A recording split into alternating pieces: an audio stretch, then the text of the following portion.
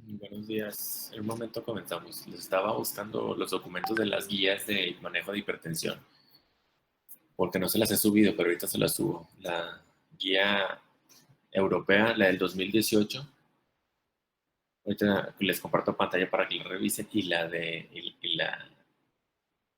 norteamericana. Creo que en alguna bibliografía ya la había subido, pero ok, sí, porque hoy ya es terminar el verlo del tratamiento de hipertensión. Ahora, ver tratamiento de hipertensión en una hora también es poco tiempo para ver todo acerca del tratamiento de hipertensión. O sea, el tratamiento de hipertensión lo pudiéramos ir dividiendo así como en el no farmacológico y el farmacológico, porque hay mucho que hablar sobre las medidas no farmacológicas, todo lo que es medicina preventiva, todo lo que es prevención de salud cardiometabólica, pues que ahora le llamamos, o sea, ahora se usa mucho el término de salud cardiometabólica. No podemos controlar la hipertensión si no controlamos toda la cuestión metabólica, el sobrepeso, el sedentarismo, ya sea obesidad, y esas cosas son de difícil manejo. O sea, las intervenciones de nutrición son de difícil implementación, por lo que ya les he comentado, y lo que siempre van a estar viendo. O sea, siempre es un problema. Sí se puede, pues, lograr, pero es difícil si no controlamos todo lo demás. Entonces va todo englobado. O sea, el síndrome metabólico que le llama, que todavía se le llama, o sea, cuando se congloba resistencia a la insulina, obesidad, hipertensión, prediabetes, en fin, todo eso se tiene que ir controlando también, si no va a ser muy difícil.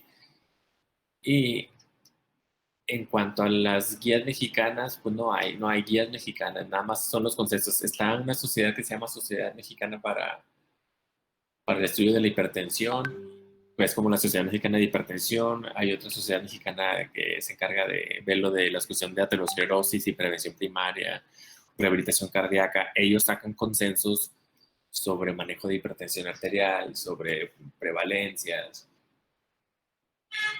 aquí a nivel nacional.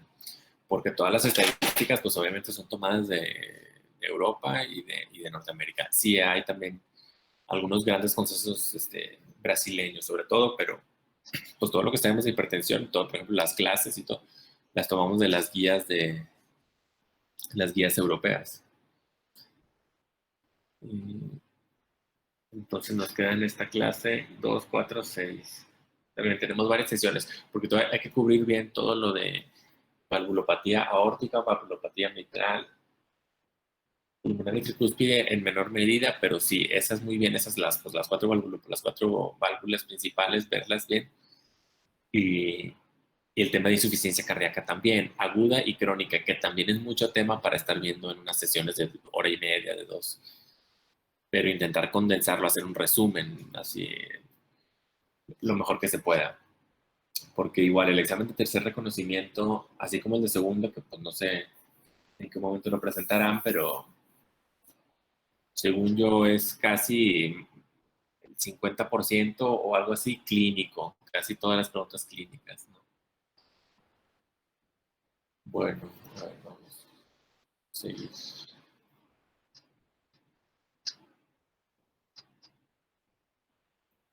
Aquí estábamos, habíamos terminado lo de recordando así lo de las clasificaciones y estábamos viendo esto. Este es un buen algoritmo, yo creo que este sí se entiende claro.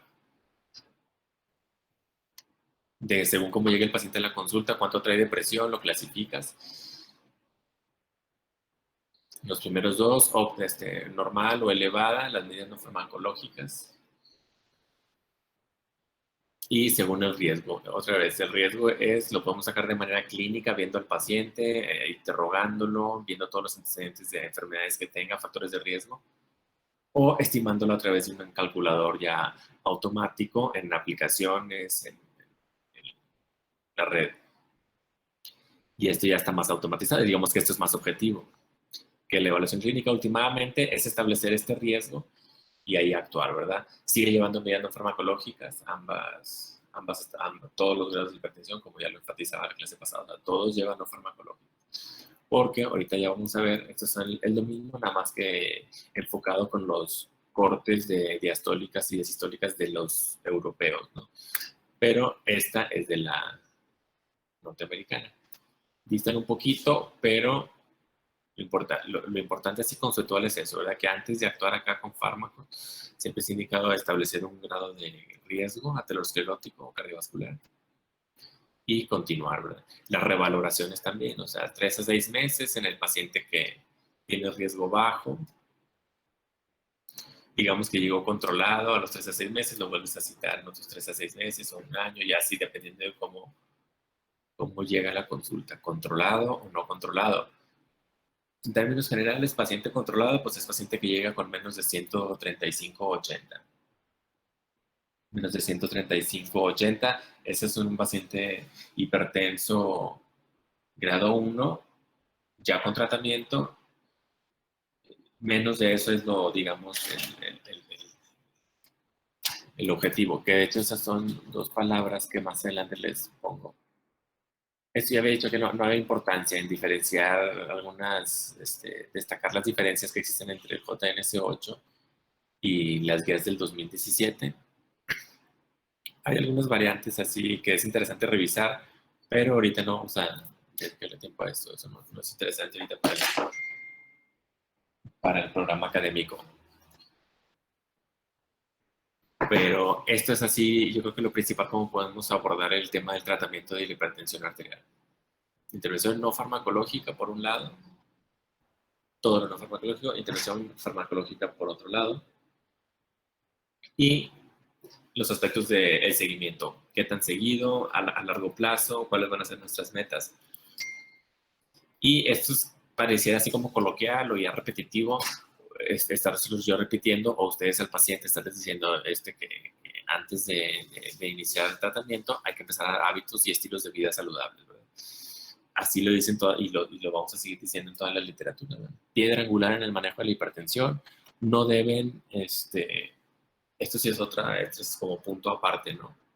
No deben retrasar el inicio de farmacoterapia en pacientes de alto riesgo. Por eso enfaticé un rato, y hace rato lo hice, en lo de establecer un riesgo cardiovascular antes de darle tratamiento a un paciente, de dar tratamiento para... Pero estas cuestiones de los hábitos y estilo de vida y bajar de peso y hacer ejercicio y tener una dieta y patrón de sueño, ir cuidando todas las situaciones que puede controlar el paciente, no nos vamos a esperar a que haga todo eso, ¿verdad? O a que eso haga efecto en pacientes que tienen alto riesgo. ¿A qué nos referimos a estos pacientes? Pues pacientes que ya tienen antecedentes de cardiopatías, que tuvieron antecedentes de enfermedades musculares cerebrales recientes, que estuvieron hospitalizados, son diabéticos, han tenido infartos, algo que nos haga, en cuanto a antecedentes personales patológicos o del padecimiento actual, que nos hagan decir esas pacientes de alto riesgo, pues no nos vamos a esperar, ¿verdad? O sea, si llega a la consulta con 160, 100, 150, 90, no vamos a empezar nosotros. Vamos a citarlo entre 6 meses. Pues no, ¿verdad? Porque si regresamos acá, estamos viendo que ese paciente que les dije acá, no, pues llegó acá con 160, 100 o 150, 90. Pues sí, evidentemente debemos de empezar a terapias farmacológicas como grado de recomendación clase 1, pero también como grado clase 1 es empezar terapia farmacológica. Inclusive aquí te dice, considera terapia farmacológica en grado 2 con 2 agentes antihipertensivos de diferentes clases. Perdón, o sea, a este paciente teóricamente, o según las recomendaciones acá de las norteamericanas, o sea, ya le podría, a este paciente teórico que les comento, ya le podríamos dar 2 fármacos, ¿no? De diferentes familias, verlo en un mes, a ver si tuvimos alguna respuesta. Por eso, esos pacientes de alto riesgo hay que localizarlos. No hacía el otro, ¿verdad? Y digamos que es un paciente, pues que digo igual, muy hipertenso, igual en estas cifras, o entre estas, quizás ya acá las sistólicas, unas diastólicas acá, pero las sistólicas persistentemente 150, 155. Quizás empezamos no con 2 fármacos, ¿verdad? Con uno y todo lo demás. Ahí ya es cuestión pues de individualizar un poco el caso, pero siempre estableciendo riesgos, ¿verdad? Riesgos y antecedentes, y eso es en función de antecedentes, y cómo se presenta el paciente. También si está muy sintomático, o sea, no que sea de alto riesgo por sí el estado sintomático, pero si un paciente está claramente con muchos síntomas de hipertensión, aunque tenga riesgo cardiovascular bajo, o sea, no diabético, no hipertenso, no fumador, no antecedentes de infarto, está muy sintomático, tiene mareos, tiene cefalea suboccipital, tiene acúfenos, o sea, no lo vamos a, aunque tenga 140, 100, o sea, hay que ir individualizando cada caso, pero siempre destacar. O sea, que hay que hacer todo esto es obligatorio. Nosotros decirlo y el paciente hacerlo. Y aquí está, o sea, ya está, dice best proven, o sea, ya está realmente comprobado. Comprobado y cuantificado, o sea, está prácticamente cada numerito, cada milímetro de mercurio está cuantificado cuánto baja en el paciente hipertenso y en el paciente normotenso cada intervención no farmacológica. Llámese pérdida de peso, patrones, dietas específicas. Aquí nos ponen como ejemplo la dieta DASH. ¿Alguien sabe lo que significa DASH? Dietary Approach for, no me acuerdo la S, Systemic Hypertension o algo. Pero es una dieta diseñada para pacientes hipertensos, dieta hiposódica, ¿verdad? También es un estilo de dieta hiposódica. Te la describen aquí y chequen todo lo que baja. O sea, en pacientes hipertensos, 11 milímetros de mercurio. Teóricamente pudiéramos controlar a un paciente en hipertensión grado 1, nada más con una intervención nutricional. Asociada acá a una ingesta disminuida de sodio, ya muy cuantificado también, menos de 1500 miligramos día, menos de un gramo día, lo que baja, más 5, 6, o sea, le sumamos 11 más 5, 6, ahí llevamos 16, 17 milímetros de mercurio. O sea, realmente sí hay un impacto, ¿no? Estamos hablando de sistólicas, aquí por eso dice es una S. Es BP, Systolic Blood Pressure, todo lo que baja. O sea, teóricamente, si el paciente empieza a bajar de peso, más otros 5, así aquí casi llevamos 20 de sistólicas. O sea, que si tenemos un paciente acá que llega de 150, el de 150,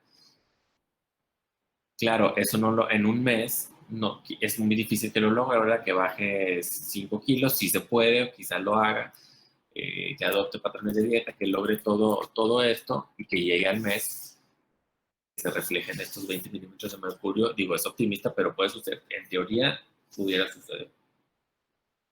Ya está aquí, o sea, para eso les pongo esta tabla, para que lo vean, está realmente cuantificado. Chequen actividad física, inclusive ya en tiempo de minutos, semanas, o en porcentaje de frecuencia cardíaca máxima o de reserva, lo que baja. Si a todo lo anterior le agregas ejercicio, ya sea de resistencia dinámica o isométrico, más otros 9, 10, ahí llevamos casi otros, no sé, 25, 30. Entonces, eso también sucede, estos fenómenos que suceden en el paciente normotenso, ¿verdad? Claro, cumplimos todo esto y sí, teóricamente podemos controlar. Ahora, no significa que todos vayan a responder igual, ¿verdad? Entonces, tampoco por eso dices, son guías, ¿verdad? O sea, no nos vamos a esperar a que se refleje. No, no, pues aquí decía que se adoptaba la dieta de las bajadas 11 y el paciente está con ciertos factores de riesgo asintomáticos. O sea, no vamos a esperar tanto, ¿verdad? O sea, hay que darle oportunidad, sí, pero en función de cómo esté el paciente. Siempre, siempre tenerlo en cuenta. Y ahorita les hablaba de umbrales y objetivos. Estos son como términos igual así que se usan en las guías, sobre todo de hipertensión. Umbral terapéutico o threshold, o sea, se refiere a partir de qué cifra se inicia tratamiento farmacológico. Así lo manejan en las guías. Thresholds, o BP thresholds, o umbrales de presión arterial. Y objetivos, pues, o goals son los objetivos a donde lo queremos el paciente, ya una vez iniciado el tratamiento. Si fijan, realmente todas las cifras son iguales. O sea, viendo el cuadro, hablando para población general, con riesgo cardiovascular aterosclerótico aumentado, con un riesgo cardiovascular aterosclerótico bajo o muy bajo, para pacientes muy grandes, pacientes muy ancianos, más de 65, bueno, más de 65 o muy ancianos, ambulatorios en ciertas comunidades, y bueno, entonces esta es población general, umbrales para iniciar el tratamiento farmacológico. Chequen cómo, si acaso en los pacientes de riesgo bajo, es la única cifra que difiere. Casi todos los demás son 130, 80, nada más en estos para pacientes de riesgo bajo, de población general. Pero ya casi todos tienen algo, ¿verdad? Casi todos los pacientes que vemos son diabéticos, ¿no? Es cierto, la prevalencia de diabetes e hipertensión concomitantes muy elevada. 130, 80. A lo que voy es de que estas son guías, estos cuadros son tomados de las guías norteamericanas. O sea, chequen cómo ellos sugieren que ya con este umbral de presión arriba de 130, 80 en un paciente con diabetes o enfermedad renal crónica, insuficiencia cardíaca, desde de infarto, ya es cifra suficiente para iniciar medida farmacológica. Entonces, estos caen otra vez a lo mismo. O sea, sería lo mismo que cada que es un paciente con riesgo elevado, 130, 80. Entonces, esas son las cifras. Unas son cifras como para clasificar al paciente en grado 1, grado 2, y estas son cifras nada más que te comentan para iniciar un tratamiento farmacológico. Todas son casi lo mismo. En metas, un paciente en metas debe traer menos de esto. Un paciente en metas, chequen al diabético. O sea, es diabético, este es su meta. Menos de 130, 80. Eso es lo ideal.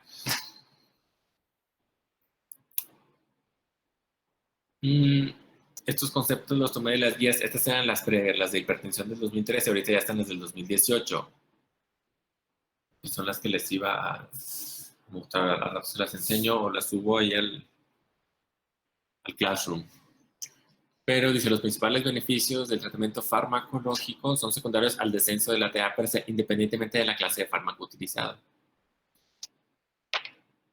O sea, de todas las familias de antihipertensivos que existen o de fármacos que existen para bajar la presión, lo importante es bajar la presión, ¿verdad? Sin crear efectos adversos o los más tolerables, ¿verdad? Que se puedan.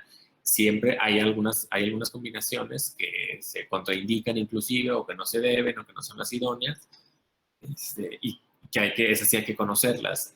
nosotros sí estamos obligados. Como ya son muchas familias y dentro de las familias hay muchos miembros, muchos fármacos de cada una de ellas, sí hay, sobre todo hay que aprender a hablar entre familias de fármacos, bloqueadores de canales de calcio, ARA2, YECAS, beta bloqueadores, diuréticos, alfa bloqueadores, venodilatadores o medicamentos de acción a nivel del sistema nervioso central. O sea, hay que hablar más en función de esto que de en ejemplos, porque hay una infinidad, o sea, de YECAS, ARAS, cada vez hay más. Y luego las combinaciones. A veces son 2 o 3 inclusive. Y de cada una de las familias hay varias. Entonces, nombres comerciales, pues hay muchos, ¿verdad? Muchos, muchos. Y algunos ya dejan de tener patente, pasan a ser genéricos. Entonces, es un mar ahí de antihipertensivos por todos lados. Están los más conocidos, ¿sí? O sea, los más conocidos comerciales y los más conocidos genéricos, que son los que el día a día utilizamos y los pacientes ya hasta todo el mundo los conoce. Pero bueno, el punto es bajar la presión y realmente es lo que les decía acá. Esto está también ya escrito en las guías del 2017.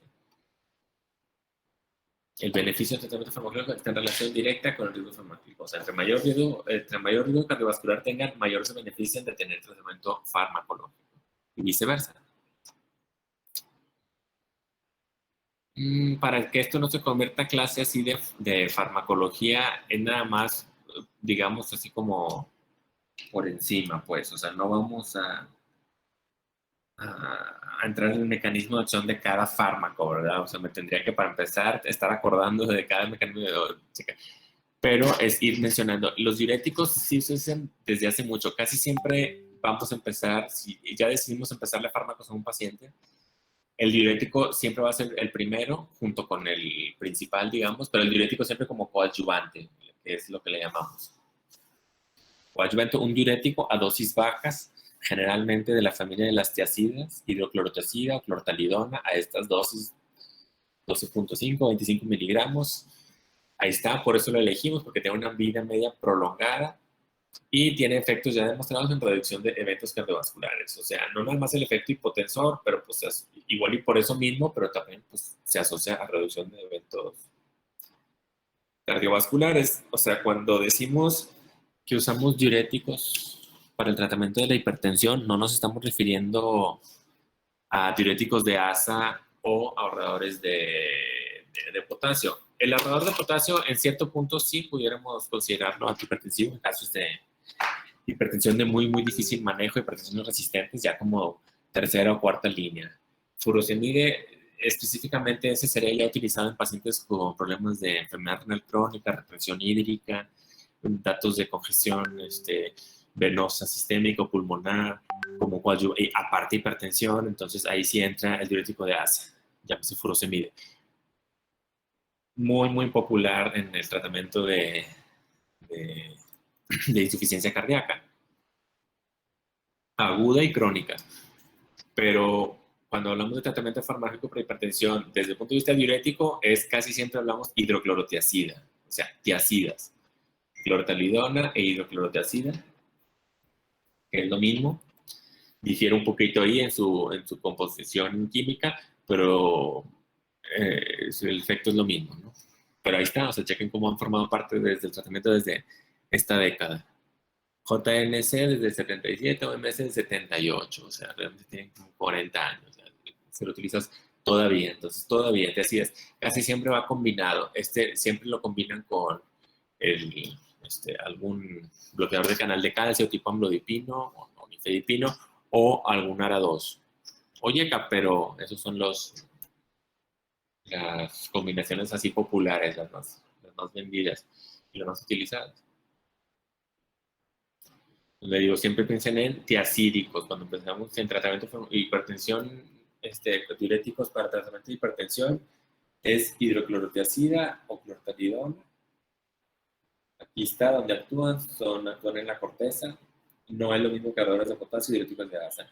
Estos ahorradores de potasio, el ejemplo clásico de la espironolactona, está sumamente estudiada y hay muchísima evidencia en pacientes con insuficiencia cardíaca crónica. pacientes con insuficiencia cardíaca crónica generalmente tienen hipertensión arterial, o tienen antecedentes de hipertensión arterial, o tuvieron, o ya tienen alguna otra comorbilidad. Pero bueno, tienen otras, van por otra, sus efectos benéficos van por otra línea, ¿no? Le digo, específicamente hipertensión para ahorradores de potasio, nada más es esos contextos que les decía de hipertensión de muy difícil control. Ya cuando ya tienes 3, 4 familias más un tiacídico, no funciona. A ver si cambiar el tiacídico o poner un ahorrador de potasio para hacer un bloqueo secuencial aquí de la nefrona o del ASA y poder disminuir todo el mecanismo de acción, o sea, cómo actúa el diurético, por qué el diurético nos funciona en hipertensión arterial, más bien sería la pregunta, o sea, ¿por qué se les ocurre que funciona el diurético para bajar la presión? ¿Alguien sabe? ¿A alguien se le ocurre? Disminuir el volumen.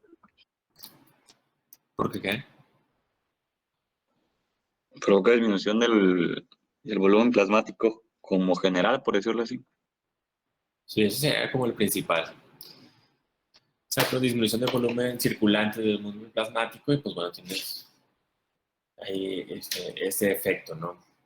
Quizá a veces dicen que también tiene algo de efecto, sobre todo el furosemide, de venodilatador, o sea que disminuye un poquito el retorno venoso en la precarga, también puede tener un efecto ahí en hipotensor, pero sí, en los diuréticos es para eso, disminuir el volumen circulante, ¿verdad? Tienes que estar vigilando, por supuesto, las alteraciones hidroelectrolíticas que eso ocasiona. Sobre todo al tiacídico le vigilamos, creo que más adelante lo comentaba, aquí está en el círculo rojo, está tomado así esta captura de pantalla, digamos, está tomado de las guías norteamericanas, de la ACC, de la AJA, para el uso de tiacidas.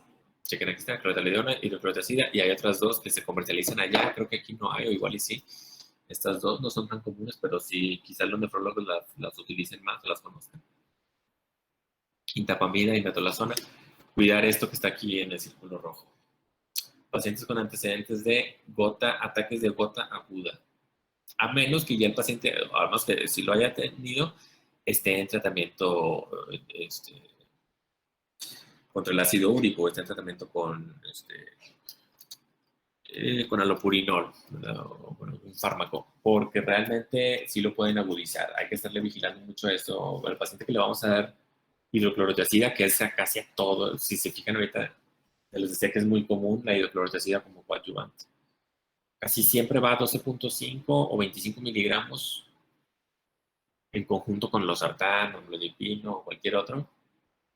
Pero chequen siempre si el paciente tiene hiperuricemia o tiene antecedentes de ácido úrico, si el ácido úrico está así por los cielos y no está tomando alopurinol o terapias así de disminución del ácido úrico, hay que tener cuidado, ¿no? Porque puede exacerbar un ataque de gota como efecto, ¿verdad? Eso es así como que se menciona.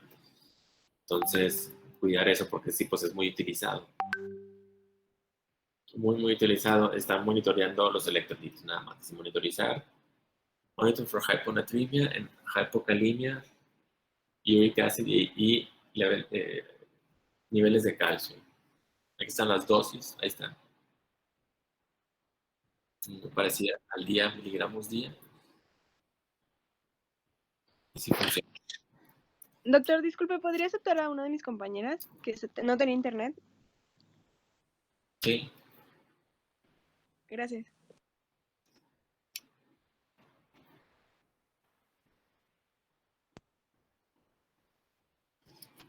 Más, ahí están los diuréticos de ASA y los ahorradores de potasio, que son excelentes en otros contextos.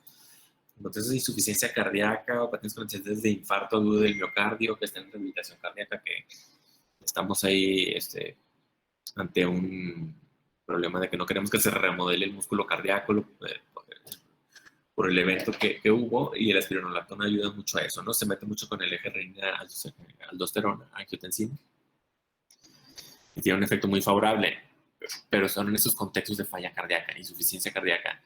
Y acá les digo, esto es para pacientes pues prácticamente con enfermedad renal crónica, ¿no? Con antecedentes de retenciones, de manifestaciones clínicas de retención, edema de miembros pélvicos o disnea de esfuerzos, o no sé, fugas, terceros espacios, derrames pleurales.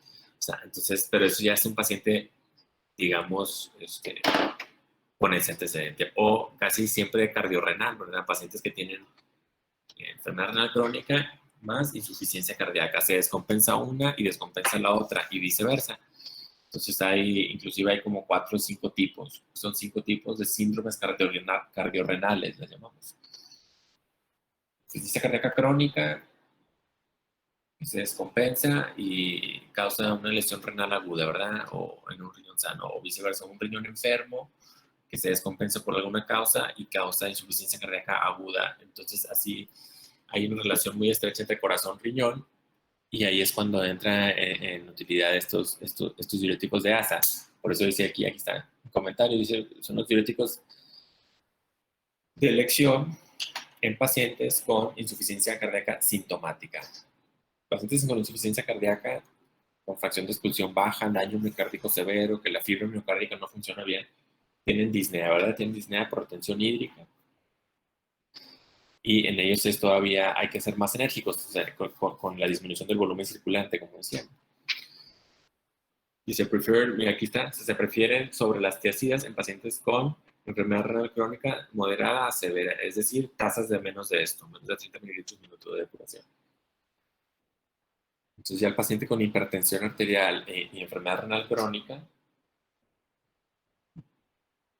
avanzada, que prácticamente el 100% de los pacientes con enfermedad renal crónica, de los renales que llamamos avanzados, son hipertensos.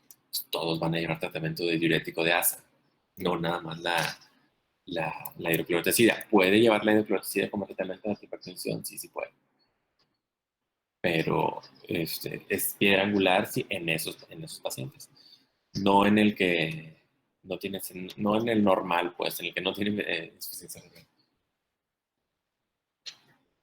¿Qué más dice? Diuréticos antagonistas del eje aldosterona son este es el ejemplo que hay que conocer y hay que saber de sus usos. La espironolactona la van a estar viendo mucho, menos la eplerenona, pero si espironolactona sí, tiene unos mecanismos de acción muy interesantes que nos los vamos a revisar y unos efectos adversos también interesantes, ¿no? Y hay que tener cuidado, ¿no? Hay que tener cuidado. El riesgo principal, ya lo deben de saber por ahí seguro, es la hipercalemia. Entonces, este fármaco puede exacerbar o condicionar o provocar un aumento del potasio sérico, ¿no? Con los peligros que eso conlleva, o sea, potasio sérico de 6, 7 y ya te estás arriesgando, ¿verdad? Te estás arriesgando a un ambiente ahí de la membrana celular no favorable para la conducción eléctrica del corazón y las arritmias se pueden dar fácilmente arriba de 7 mini-equivalentes por decilitro, ¿no? Arriba de 7, un potasio arriba de sérico, arriba de 7, 7,2, ya es un PUTE prolongado muy maligno que te puede provocar bloqueos avanzados, fenómenos eléctricos muy peligrosos, a ritmos malignos. Y quizá a veces, hace poco vi ahí en la consulta una paciente así como de, no sé, 85 años, ya muy mayor, en una valoración no sé dónde, ok, le dijeron que era hipertensa y bueno, le dieron tratamiento y le dieron tratamiento con un ARA2 o un calcio antagonista, no me acuerdo, más espironolactona. Y ok, la espironolactona no hubiera estado mal, pero ella entendió mal y empezó a tomar espironolactona 100 miligramos al día. En lugar de la dosis de espironolactona para hipertensión, digamos, si lo vas a usar como coadyuvante, es de 25, ¿verdad? Aunque lo usaras en pacientes con insuficiencia cardíaca, 25 a 50. Por cierto, también se usa mucho en pacientes con cirrosis avanzada, insuficiencia hepática con cirrosis. Tiene efectos favorables ahí en la hipertensión portal. Pero como estaba tomando, estaba sobredosificada, ¿verdad? Sobredosificada con 100 miligramos de espironolactona al día. Entonces llegó con hipercalemia, o sea, no tenía manifestaciones afortunadamente, pero llegó con potasio casi de 7, ¿verdad? Entonces hay que suspendemos la espironolactona y se le quita la hipercalemia. Entonces nada más hay que estar cuidando eso con los pacientes con los antecedentes. De diuréticos para hipertensión, eso realmente. Conocer muy bien que lo que van a estar usando, porque si lo van a estar viendo el otro, va a estar la clortalidona, la hidroclorotiazida. Estos son los que van a estar usando. Cuidar el ácido úrico.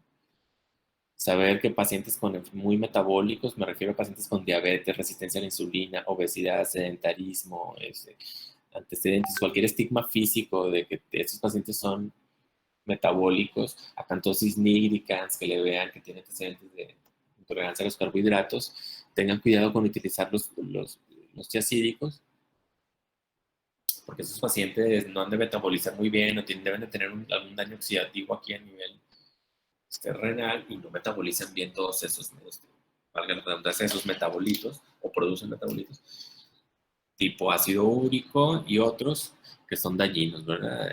Para el endotelio y para la vasculatura en general. Entonces, cuidado con la hidroxilina. Pero para pacientes que no, ¿verdad? O sea, para un paciente no diabético, no con enfermedades renales, pues no pasa nada, ¿verdad? Si le damos la hidroclorotiazida, la clortalidona, inclusive 25 miligramos. O sea, son relativamente nobles, pues. O sea, tampoco crean que esto los va a hacer orinar. Algunos sí, ¿verdad? Tienen mucho efecto diurético y algunos pacientes sienten mucho efecto diurético con 25 de clortalidona al día o con 25 de hidrocloro. Bajamos dosis, ¿verdad? O sea, bajamos la dosis. Y mientras no existe una poliuria, ¿alguien sabe cuánto se define en volumen de orina al día para decir si esta tiene poliuria? Por curiosidad.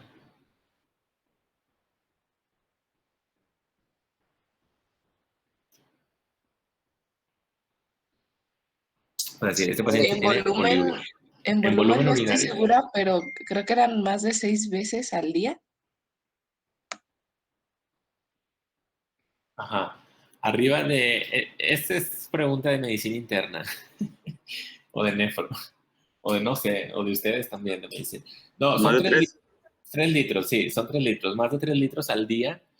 Obviamente tiene que ser cuantificado, ¿verdad? O sea, más de 3 litros al día ya es un paciente poliúrico. Y ahí sí ya tienes que empezar a vigilar concentraciones de electrolitos, ¿verdad? O sea, ahora sí, en lugar de hipocalemia, cuidado con el potasio o con el sodio, porque son los que se depletan fácilmente, ¿verdad? Puedes perder fácilmente. La nefrona la tienes bloqueada, ¿verdad? Entonces empiezas a excretar electrolitos, ¿verdad? Y puedes ocasionar un trastorno de hipocalemia o hiponatremia entre manifestaciones. Entonces, cuidar, saber eso de los diuréticos y si los vamos a usar. Los beta bloqueadores sería así como que los otros grupos.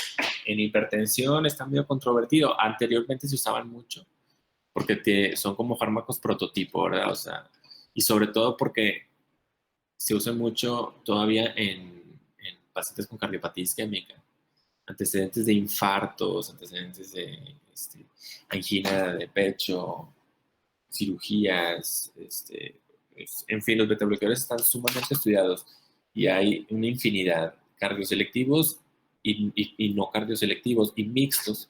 Hay varios de esos tres componentes, pero específicamente betabloqueadores para el uso de tratamiento de hipertensión arterial actualmente ya no son de primera elección. O sea, hay muchos metaanálisis que ya dijeron, ¿verdad? O sea, aquí está uno de ellos, dice inferioridad de los betabloqueadores si los comparas con las otras clases en ciertos endpoints. O sea, si los comparas con los betabloqueadores, así, los antagonistas. En cuanto a mortalidad del paciente o eventos cardiovasculares, son inferiores, pero no si los comparas contra diuréticos o inhibidores del eje de renina solos. Es decir, o sea, en algunos metaanálisis fueron buenos, en otros no tan buenos. Entonces, su uso fue como que pasando digamos, de recomendación grado 1, fue pasando a grado 2, ¿verdad? O quizás ya no es la primera línea. No son en hipertensión con los que iniciarías el tratamiento, digamos. O sea, pacientes con hipertensión que nunca han tomado tratamiento, empezar con un beta bloqueador cardioselectivo o no cardioselectivo no sería de primera instancia.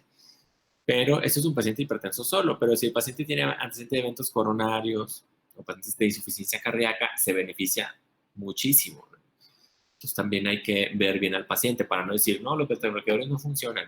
Pero espérame, o sea, los bloqueadores son casi de primera línea en pacientes con insuficiencia cardíaca crónica o con con cardiopatía isquémica para prevenir nuevos eventos, pacientes que ya tuvieron o debutaron con falla cardíaca, para prevenir o controlar. Eso es parte del tratamiento.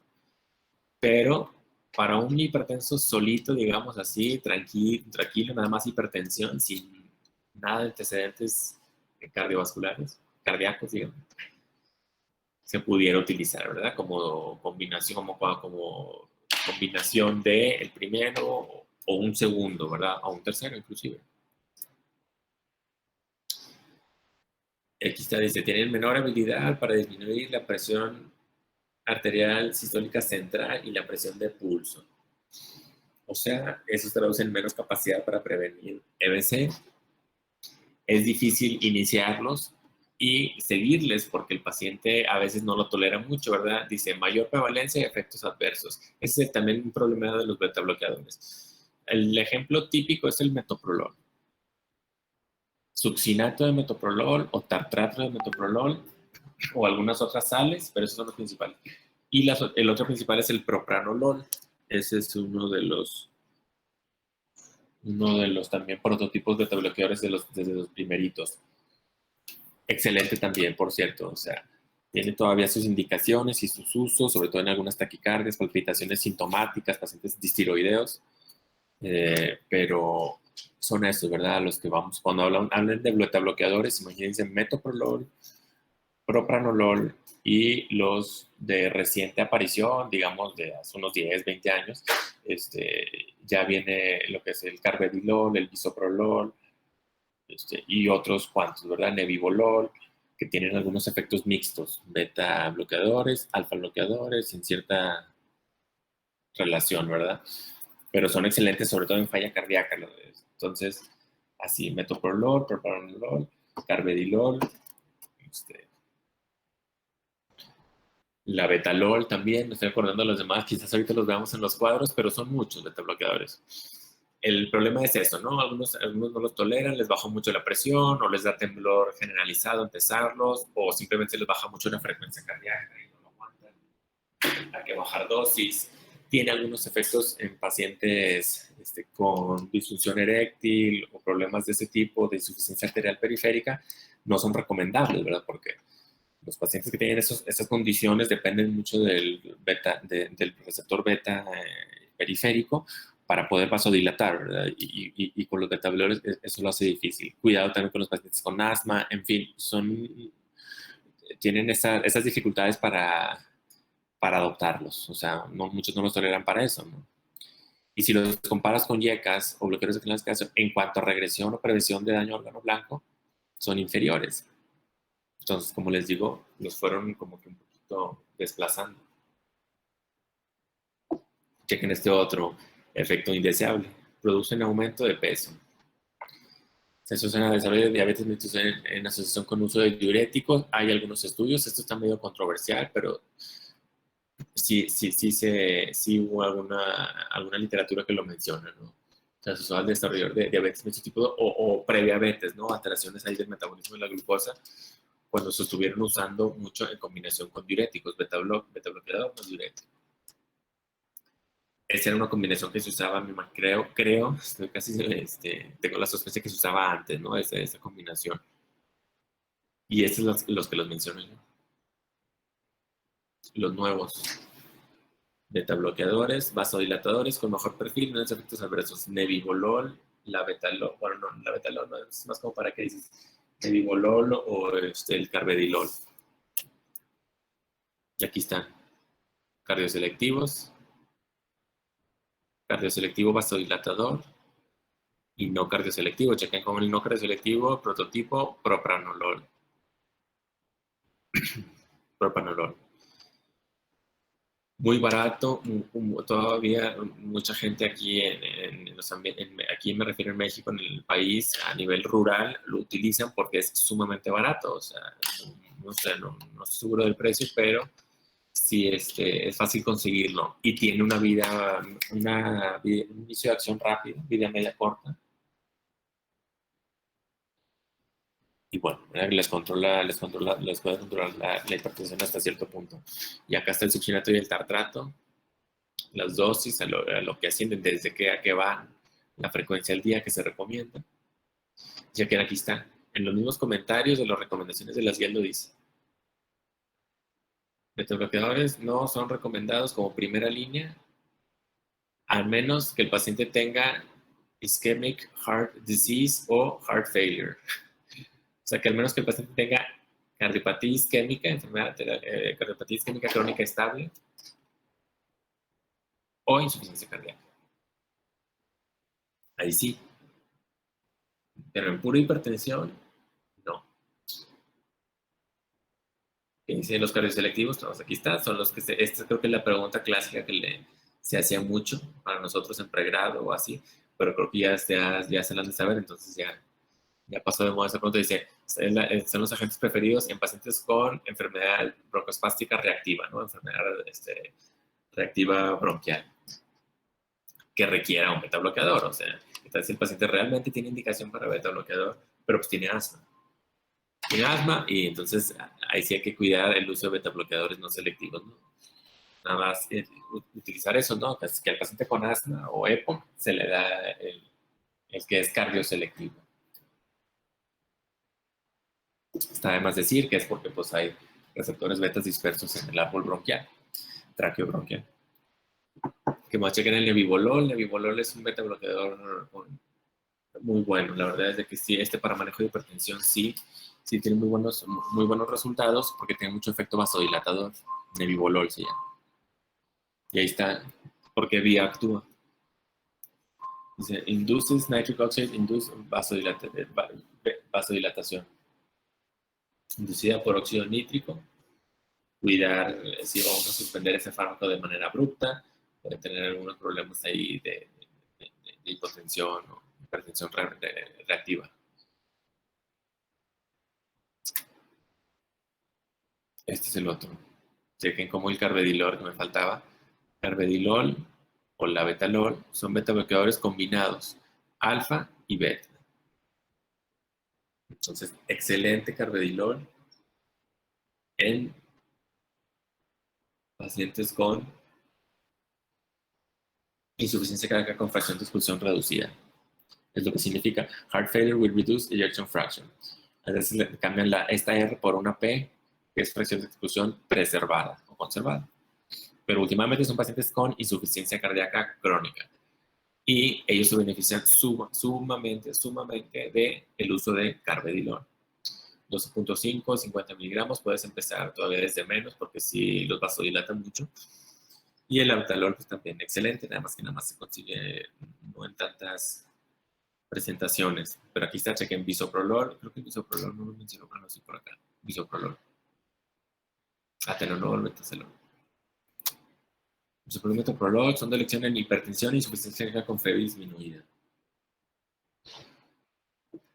Y todo esto está en las guías recientes.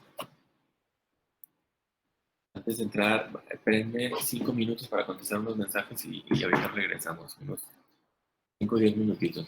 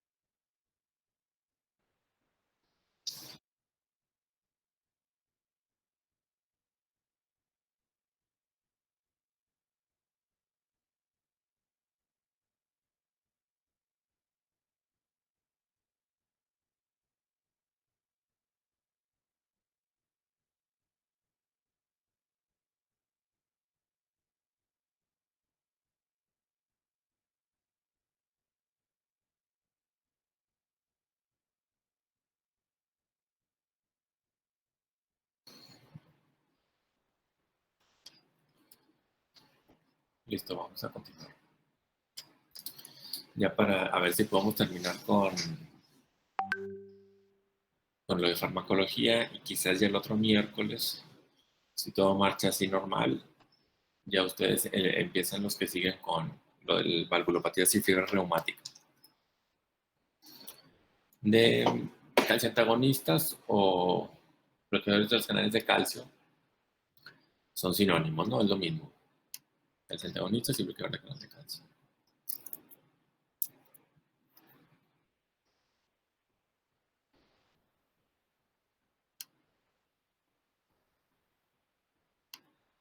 Sus efectos es como resaltarlo nada más, o sea, ya sabemos que está demostrado diversos metaanálisis que ya dicen que tiene el paciente menores eventos de vasculares cerebrales, ¿no? Sin embargo, si los usan en pacientes con insuficiencia cardíaca, pues son menos efectivos que estos otros, ¿no? Diuréticos con ARA2 o IECAS. O sea, más adelante les pongo un cuadro ahí que ejemplifica cómo cada uno de los grupos de fármacos se han comparado solos o en combinaciones en contextos de pacientes, digamos, población general o pacientes con ciertas comorbilidades como falla cardíaca. Entonces, a eso se refiere, o sea, estas diapositivas como en diversos contextos son superiores, en otros contextos son no inferiores contra el comparador y en otros son inferiores así. Chequen acá, dice, demostrada superioridad en cuanto a aterosclerosis carotídea y menor hipertrofia del ventrículo izquierdo cuando los comparas con beta bloqueadores. O sea, solitos, beta bloqueadores contra calcio antagonista, son superiores los calcio antagonistas, ¿no? Los que estamos viendo ahora. Ya de seguro han escuchado este término de dihidropiridínicos y no dihidropiridínicos. Es como un término de descomposición química. Y el efecto adverso aquí más observado con el uso de amlodipino y es muy, muy frecuente. Y si, igual nifedipino también lo pueden ver. Edema. ¿Edema de qué? De miembros pélvicos, perimaleolar. De los dos. Muy frecuente en mujeres, lo he visto, ¿no? A la semana o a los 2-3 días, semana, empiezan con el edema muy notorio y te lo comentan o a veces se les quita solo o a veces nada más es muy incómodo el síntoma y hay que cambiar, ¿no? El fármaco. Así como los yecas, el rapidillo que causan la tos, el mecanismo que ahí igual y también ya conocen, es el edema es, o sea, lo que la tos es los yecas, el edema es el amlodipino, ¿no? El edema de miembros pélvicos. Este otro grupo de calcio antagonistas o beta bloqueadores de canal de calcio no dihidropiridínicos, verapamil y diltiazem, son más medicamentos antiarrítmicos, ¿no? Se utilizan más en contextos de pacientes cardiópatas, con antecedentes de taquicardias, supraventriculares o taquicardias algunas auriculares inclusive, pero tienen su uso, ¿verdad? En hipertensión por sí solos, pues no son de primera ni de segunda elección, en hipertensión arterial sistémica o esencial, y si los usan o si el paciente los está usando, hay que tener cuidado que estos son cronotrópicos negativos, o sea, pueden provocar bloqueos AB y están contraindicados en pacientes con insuficiencia cardíaca con fiebre disminuida. Hay que ser muy cautelados, con mucha precaución. De hecho, está contraindicado, pues, o sea, más que precaución, a lo que me refería es cuidado, ¿no? Pacientes que tienen falla cardíaca y están tomando este tipo de medicamentos, hay que irlos suspendiendo. O pacientes que tienen bradicardias, están en 40, 50 y están tomando verapamil, diltiazem, hay que ver por qué, ¿verdad? O sea, y si eso le está ocasionando algún síntoma al paciente, o sea, son cronotrópicos negativos. O sea, que los usamos, como ya les dije, en pacientes con arritmias. Doctor. Entonces, cuando hablen de calcioantagonistas para hipertensión, básicamente están hablando de amlodipino, nifedipino. Hay otros, nicardipino, pero estos son los prototipos. Doctor, disculpe, ¿le puedo preguntar algo? Sí. En este caso, entre los calcio antagonistas, por ejemplo, y los beta bloqueadores, como decía, tiene mayor eficacia lo que son calcio antagonistas, pero me quedé con una duda de los beta bloqueadores. En este caso, por ejemplo, en caso de insuficiencia cardíaca, de falla cardíaca y secuelas post eventos, por ejemplo, como enfermedad coronaria, ¿se dan solos o se dan combinados con algo? O sea, el paciente con cardiopatía isquémica o con insuficiencia cardíaca, el beta bloqueador no se da en conjunto, pero con todos los otros fármacos. Pero el beta bloqueador se da solo, pues. O sea, en sí se da nada más el metoprolol, o sea, nada más el bisoprolol o el carvedilol. Esos sí son solos. Y en este caso serían los de... ¿Sería el tratamiento de elección en todo eso de falla cardíaca, insuficiencia? Sí, claro. Sí, son piedra angular en el tratamiento de insuficiencia cardíaca, el beta bloqueador. Piedra angular. Ok, gracias, doctor. Aquí están los calcioantagonistas dihidropiridínicos y no dihidropiridínicos. Chequen los dihidropiridínicos, que son los que más vemos. Amlodipino, ahí están las dosis, 2.5 a 10 miligramos día. Digo, no es clase de farma, pero a lo que recuerdo ahorita de la farmacocinética del amlodipino, la posología es 1 al día. Pues aquí lo dice, 1 al día. Pues eso significa que su inicio de acción quizás se tarda un poco, pero su duración es una meseta a través de, digamos, no recuerdo bien, unas 20 horas o 18 horas, o sea, una vez al día. Puede ser si dan 5 miligramos al día o 5 cada 12, como que no están bien la dosis, realmente la dosis adecuada es 10 miligramos al día, ¿no? O 5 en dado caso, ¿no? Pero generalmente es la dosis una vez al día. Todavía el nifedipino, depende de su presentación. Aquí todavía hay de 30, 60, 120. Lo podemos dar, ¿no? Según sea el caso.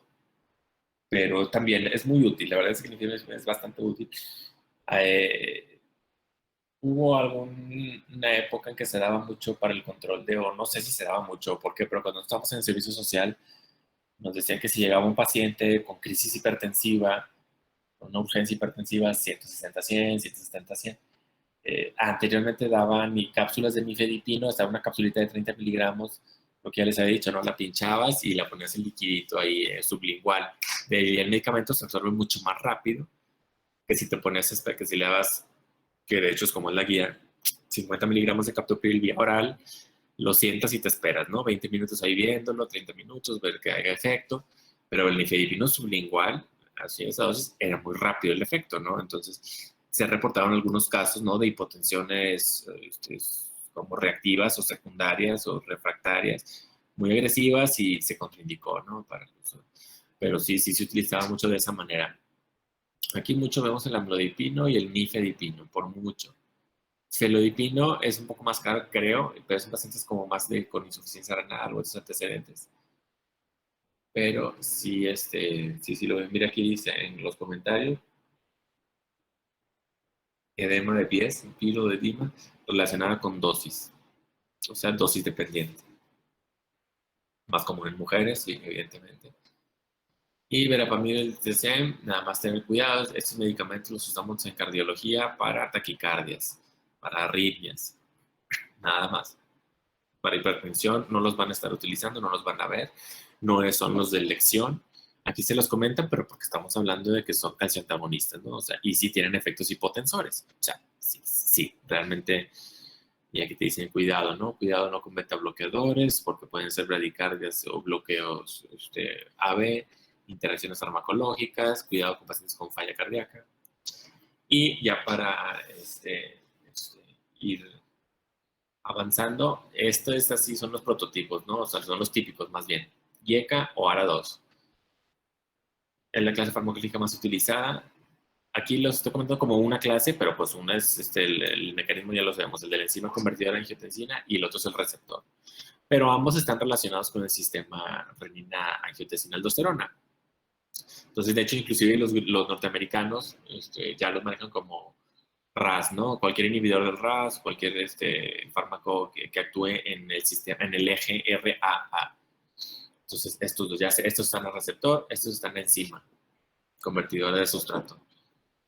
Típicos, nada más es por mencionar algunos estudios muy famosos. El Ontarget comparó YECA versus ARA2, no inferior al termisartán en eventos o en mortalidad, o sea que son casi igual. Entonces, por eso, indistintamente podemos ver así, ahorita sí no haber ningún problema si iniciamos YECA o ARA2 son casi equivalentes, ¿no? En efectividad, sí hay algunos efectos. Antes se pensaba que el telmisartán, que es un ARA2 de los recientes, tiene un efecto protector antidiabético, porque actuaba a través ahí de unos receptores que realmente descartaron ese efecto, pero son sumamente adecuados para el inicio del tratamiento de hipertensión a cualquiera de estas dos familias de fármacos. Lo que sí no, y eso ya lo saben, supongo yo, en conjunto, ¿verdad? Y ECA y ARA2, eso no sucede, eso no tiene ningún fundamento. Estar actuando bajo el mismo eje con dos fármacos, eso no se debe, ¿no? Ahí están todos, ¿no? Y todos llegamos a ver. Aquí en México, captopril, obviamente, narapril. ¿Cuál más vemos? Lisinopril, sí vemos. Perindopril, ramipril, trandorapril, sí los hemos visto. Y aquí creo que nada más me sabía, no, estos son menos comunes. Y los ARA2. ARA2 son casi que con los que casi siempre empezamos ya. ¿Por qué? Porque tienen vidas medias un poquito más prolongadas, tienen una posología más cómoda que los inhibidores acá. Generalmente, ¿verdad? Generalmente, pero fácilmente podemos expresar cualquiera de los dos, ¿no? Sí son un poquito más costosos estos en cuanto a términos así de económicos, pero cualquiera de los dos es el indicado, así como clase 1A, iniciar, cuando vamos a iniciar el fármaco, empezarlo. El captopril es aquí el que se usa mucho, ¿verdad? Porque en población rural o abierta es como que el más económico o el más accesible o el que más sabía. Empieza a actuar, tiene una farmacología a mí se me hace muy buena porque empieza a actuar muy rápido, tiene un inicio de acción rápida y una duración corta, ¿verdad? 4 o 6 horas, el efecto del captopril ya está empezando a disminuir, pero en 30 minutos ya tienes efecto, 40 minutos, 45, una hora, ya debes de tener un buen efecto. Por eso chéquense cuántas veces se la tiene que tomar al día el paciente. Y es el típico, ¿no? Es el típico paciente rural o no tan rural o lo que sea, suburbano, que viene tomando con hipertensión de hace 3, 4 años y toma captopril, una cada 8 de 25, porque creo que la tableta es de 25 o de 50. Una cada 8, a veces sí, a veces no, ¿verdad? Como es normal, ¿no? A veces sí, a veces no. O el enalapril, que es igual de accesible, igual de barato, igual de efectivo. Y bueno, nada más que dura un poquito más. Este tiene vida teórica 10, 12 horas. En la frecuencia al día. Todavía dura más el lisinopril, vida media más prolongada, una vez al día, nada más 10 miligramos, inclusive hasta 20. Ramipril, un poquito menos. Nada más estar cuidando lo que se menciona. Preguntas típicas de examen de los YECAS. Efecto adverso, esto. Riesgo de hipercalemia, especialmente pacientes con enfermedad renal crónica o aquellos que están tomando suplementos de potasio o ahorradores de potasio. Entonces, cuidar. Eso sí, o sea, si tú ves un paciente con enfermedad renal crónica, igual estadio 2, estadio 3, que tienen proteinuria, que todavía no tienen diálisis, obviamente, y lo saben de la... Y empieza con hipertensión, obviamente, por la retención hídrica, le das diurético, no es suficiente, le agregas YECA y de repente le empieza a dar hipercalemia. Hay un mecanismo, ese ahí lo tienen que revisar, si no lo saben ya, por qué producen hipercalemia los YECAS en pacientes con enfermedad renal crónica. No lo voy ahorita a mencionar, pero lo tendremos que revisar bien y creo que también la pueden empeorar no nada más los YECAS, los ARA2, la hipercalemia en estos pacientes. Entonces, tener cuidado en pacientes con enfermedad renal crónica, sobre todo en aquellos estadio 3 o más avanzados, severos, grado 4, 5 en diálisis, que les vas a dar dosis completas de cualquier YECA o ARA2 y tienen un potasio, digamos, elevado o ya en rangos de límite superior. Tener mucho cuidado con eso. Es interesante el mecanismo, ¿verdad? Tiene que ver ahí con la respuesta de las arterias aferentes y eferentes del riñón, cómo se vasodilatan o cómo no se vasodilatan como deberían. Y eso exacerba o empeora la filtración de los electrolitos. En fin, es complicado. Pero interesante el tema ese, ¿por qué exacerban la hipercalemia de estos fármacos en renales, en pacientes renales? Mucho cuidado. El ARA-2, el losartán es el típico, excelente también medicamento, accesible, muy buen perfil de tolerancia, como todos los receptores antagonistas ARA-2. Todos. Casi que yo no he visto algún efecto adverso de estos ARA-2. De estos sí, los típicos que hacemos la tos, quizás algo de edema, pero ninguno aquí que yo haya visto o que se comente en la literatura fuera de estos, ¿no? Y algunos casos raros, ¿verdad? De pacientes que tienen antecedentes de angioedema o reacciones alérgicas graves a algunos medicamentos, pues bueno, pero son muy selectos, ¿verdad? Eso sí, son clase D, o no me acuerdo cómo se los clasifica en la farmacología en el embarazo, pero sí están contraindicados en el embarazo. Ambos dos. Ambos dos. Pero entonces hay que leerlos bien. Si no conocen la farmacocinética, ahorita no, o sea, hay que revisar en algún libro de farma otra vez, ¿no? Nada más lo básico, ¿no? Grupo, el mecanismo, inicio, vida media, vida plasmática, distribución, para que lo sepan, porque si los van a estar dando o suspendiendo en dado caso. Estos son raros, los inhibidores directos de la renina. Renina, acuérdense que es una enzima que andaba por ahí metabolizando sustratos y creando más sustratos para otras enzimas más. También ahí ya que tiene que ver con el eje RAA. Entonces no los comento, no perdemos tiempo aquí. Y otros, aparte ya vimos, pues, ya que fueron los principales, los primeros 3, 4 fueron los principales, ¿no? Diurético, beta bloqueador y ECA-ARA2. Se van a estar moviendo entre estos, ¿no? Las dosis y las... Ya con el puro IECA y ARA2 podemos controlar un paciente y el diurético. Ya no se diga el calciantagonista, que también lo vimos. Ya los otros, que son unos 3, 4 misceláneos, digamos, por eso los pongo dentro de otros. Alfa bloqueadores, agonistas alfa 1 centrales o vasodilatadores directos. Sí existen, sí se utilizan y sí hay que saber, ¿no? Sobre todo que existen, ¿verdad? Y que tienen ese mecanismo. Su familia, básicamente, dice su mecanismo de acción, o sea, alfa bloqueador, que es el Prazosin, que es excelente, el Migipres, excelente para ya, inclusive primera o segunda línea, realmente. Alfa bloqueadores, está sobre el receptor alfa, y receptores alfa ya vimos, hay en la vasculatura periférica y hay en el corazón. Entonces, según sea el caso, lo podemos utilizar. Alfa bloqueadores, ¿qué más? Y agonistas centrales alfa, ahorita vemos cuál es ese, pero aquí están los principios de estos otros, ¿verdad? Son siempre combinados. O sea, no es como que vamos a empezar con algunos de estos como monoterapia de inicio.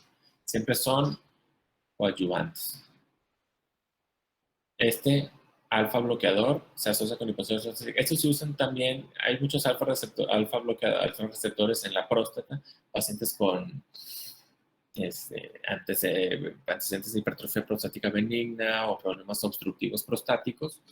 Los urólogos recetan mucho estos alfa bloqueadores, ¿verdad? Prazosin es uno de ellos, doxazocin, y no me acuerdo de los otros, ¿verdad? Pero sí hay esos oxazocines que son alfa bloqueadores, son hipotensores, ¿verdad?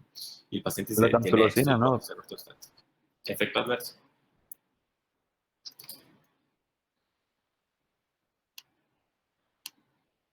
¿Qué más? Vasodilatador directo tiene altas de efecto adverso. Les digo, sí son difíciles de tolerar, pero sí existen. Aquí está minoxidil y relacina.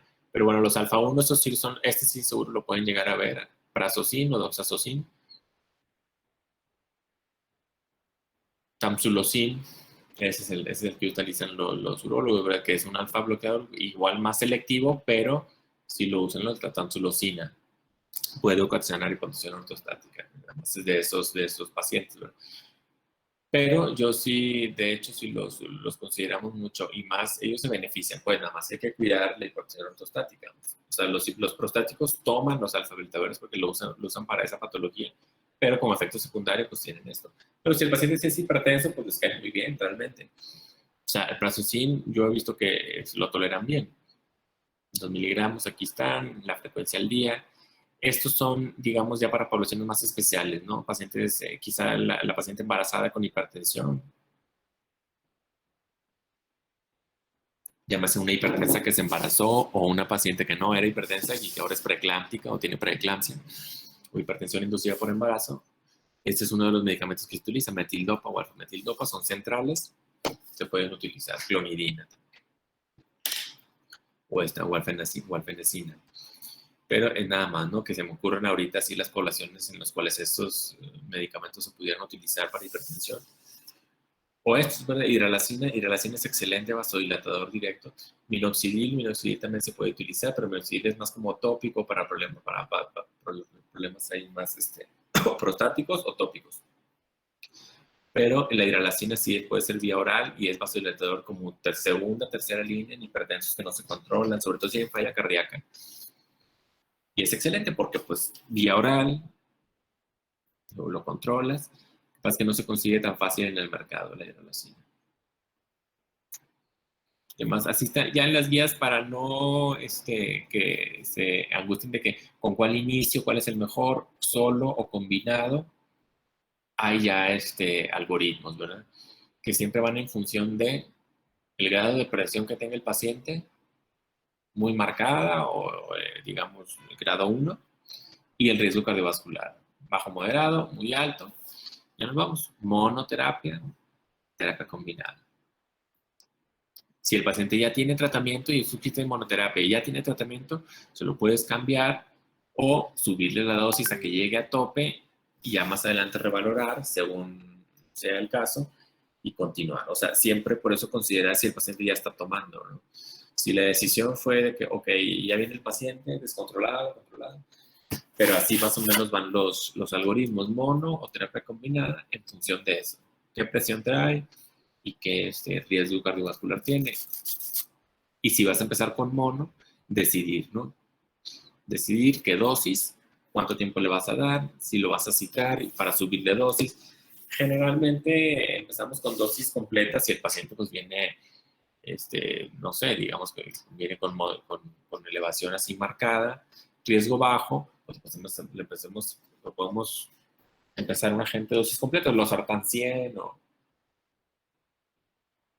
Es que es checar dosis, ¿verdad? Hay que checar un poquito también la tolerabilidad y las dosis tope de cada uno de los fármacos. Por eso, sobre la marcha hay que ir teniendo esa experiencia, o sea... Pero si pudieran aprenderse 3, 4, digo, para más adelante, pues cuando les toque ver a esos pacientes en primer nivel, lo primero que van a hacer es aprenderse dosis de 3, 4, de 2 o 3 ARAS 2, de 2 o 3, que son los prototipos de IECAS, igual de diuréticos, y así van, ya no estoy manejando las dosis. Porque pueden ir cambiando, o sea, no es así tan estricto, ¿no? Esta es una ocasión en la que chequense todos los estudios que hay, o sea, qué tipo de trial y qué compararon, qué tipo de pacientes, cuáles fueron las diferencias en cuanto a presión y en cuanto a eventos mayores. Todos. IECA diurético, ARA2 diurético, calcio antagonista diurético, IECA calcio antagonista, beta bloqueador diurético. Ahí están todos, ¿no? O sea, realmente son muchas las comparaciones, muchos los estudios. Y esto es nada más de una de las tablas de la guía del 2018. O sea, como estas tablas hay varias, ¿no? Pero de ahí se derivan muchas de las recomendaciones de las guías. Muchas de las recomendaciones sobre a qué pacientes, qué tanta efectividad. Y este es uno de los cuadros que se hizo, que tuvo así como mucha difusión. Es así como este pentágono o este diagrama o esta grama que se habla sobre las combinaciones posibles, ¿no? O sea, línea roja es la que realmente no se indica, que es la que veíamos. IECA más ARA2, eso nos indica. Líneas verdes están recomendadas, las líneas continuas verdes. Chequen hidrocloro, IECA, o clortalidona y calcio antagonista. O sea, líneas verdes continuas están recomendadas. Chequen cómo puedes combinar ARA2 con calcio antagonista sin ningún problema. O ARA2 tiacídico, o IECA calcio antagonista. Entonces, así es como hay que darle interpretación. Y esta imagen lo resume muy bien, por eso ya esta es la última diapositiva del tratamiento. Pero sí lo resume bastante bien. O sea, sí hay algunas combinaciones que se han hecho, pero no están completamente demostradas. Aquí chequen beta bloqueador. Chequen cómo de beta bloqueador no le llega ninguna línea continua verde. O sea, nada más tiene una que es así como posible, ¿no? Puedes usar beta bloqueador tiacídico. Pero todas las demás se ha estudiado, pero realmente no. Como combinar otros, como con los que veíamos, otros con yecas o yecas con beta bloqueador. Chequen como esa combinación pues no tiene ni muchos estudios ni mucha recomendación o nivel de evidencia. Yeca beta bloqueador o beta bloqueador calcio antagonista, chequen cómo eso tampoco. Entonces esta imagen yo creo que es bastante ilustrativa. Vienen las guías, ¿no? Vienen las guías de tratamiento de hipertensión. Esta era la última. Si tienen preguntas de hipertensión, así como ahorita sería el momento, si no ya aquí terminamos el tema de hipertensión del tratamiento. Es que se me estaba olvidando el otro tema es de infarto. Antes ya me estaba adelantando. Falta cardiopatía isquémica ya, antes de valvulopatía. Eso es la otra semana. Miércoles, jueves es cardiopatía isquémica. Cardiopatía isquémica y nada más. Y síndromes coronarios agudos. O sea, yo esta clase la divido en síndromes coronarios agudos, infarto con, infarto sin angina inestable, y cardiopatía isquémica estable, que es como nada más angina crónica, algunas otras así como la expresión crónica de la cardiopatía isquémica. Que eso sería como una clase y media, miércoles, jueves, quizás para el jueves, ya para que el equipo de fiebre reumática y valvulopatías tenga la otra clase para el otro jueves. Ok, si tienen dudas, no sé, es ahorita de lo que sea, del programa o del tema. Si no, nos vemos el miércoles.